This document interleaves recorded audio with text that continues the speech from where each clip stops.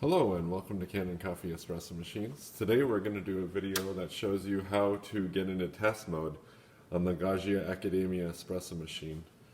So first you turn on the power and then you wait for the loading bar and then you hit clean, espresso, cappuccino, steam, and that puts you into test mode.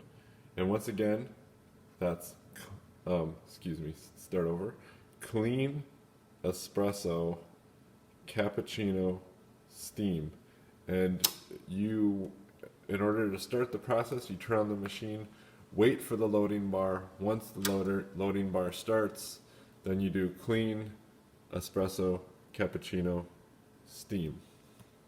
And then you get to this test screen and you can test the different functions on the machine. So thank you for watching with Kanen Coffee. Please like our videos below. If you'd like to see more videos like this, subscribe to our channel. Thank you.